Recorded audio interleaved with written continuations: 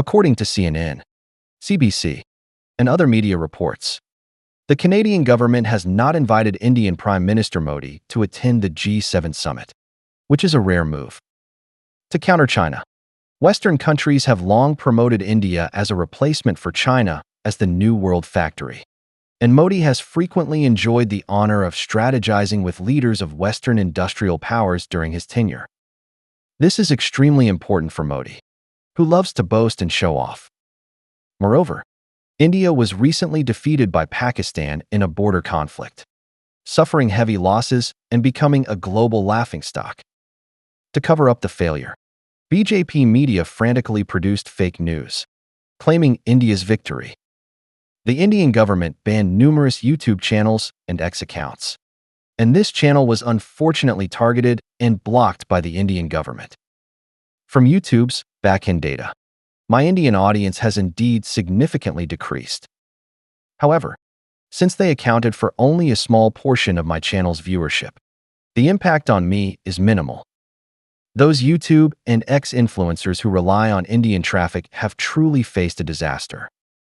When I established my channel, I explicitly refused to adjust my tone to cater to Indian audiences, as I firmly believe that any business built on India as its foundation will inevitably collapse. However, India's opposition parties, especially Congress Party politicians, will not miss this opportunity. They are demanding detailed military reports on losses while relentlessly criticizing Modi's lies.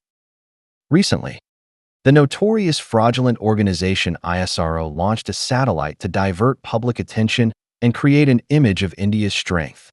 But the launch failed, making Modi's situation even more awkward. Consequently, the shameless Modi claimed that India's GDP has surpassed Japan's, only to be rebutted by domestic economics professors who accused India of inflating its GDP by 40%, stating it is impossible to overtake Japan in the short term. Indeed, revising GDP calculation methods twice and including cow dung in GDP calculations is a stain Modi can never erase. India's government credibility has been globally mocked due to cow dung, dropping to zero. Henceforth, no other country will trust data released by the Indian government.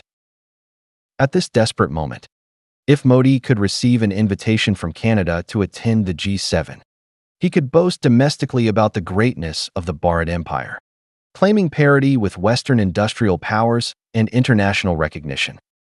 He would then repeat his empty promises of surpassing China to become the world's manufacturing hub and becoming a developed nation by 2047. Sending his blind supporters into a frenzy. Yes, Canadians have gone too far. Inviting Modi is merely throwing a bone to India. This guard dog, which has at least contributed to containing China, provided sufficient emotional value, and entertained the world. Can't you even grant India this bit of vanity? Must the guard dog bring its own food without even a symbolic reward? I urge Carney. Canadians are being excessive. You should negotiate with the Indian government and issue the invitation as usual, allowing Modi to find a legitimate excuse not to attend. This way, Canada's Sikh community can be appeased, and Modi can offer a reasonable explanation domestically. Speaking of the guard dog, I have repeatedly said when discussing Quad that India is the US's guard dog, never able to dine at the same table as its master or bare its teeth at them.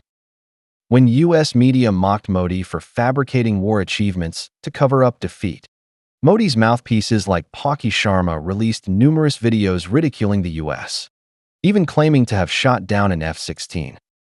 Such shameless behavior severely crossed the US's red line, prompting the US to discipline this guard dog while warning India to make unilateral concessions in trade negotiations.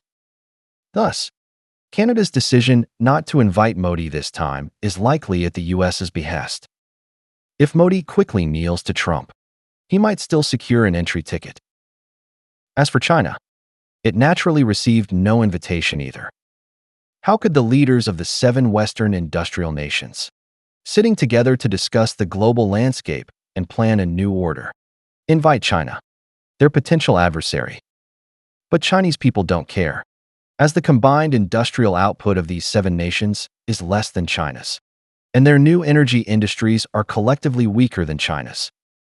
Whether discussing human industrialization or improving the global climate, their talks are meaningless self-entertainment without China's participation.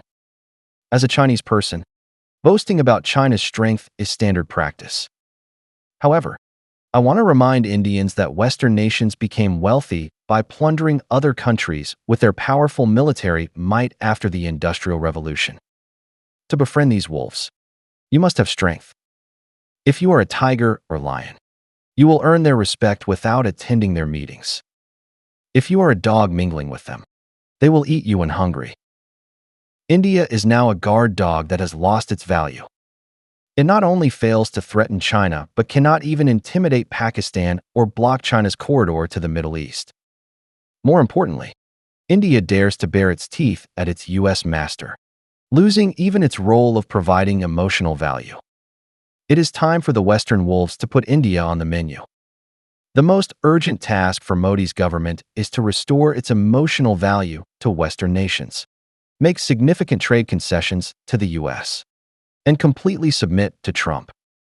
Though humiliating, this could buy some time.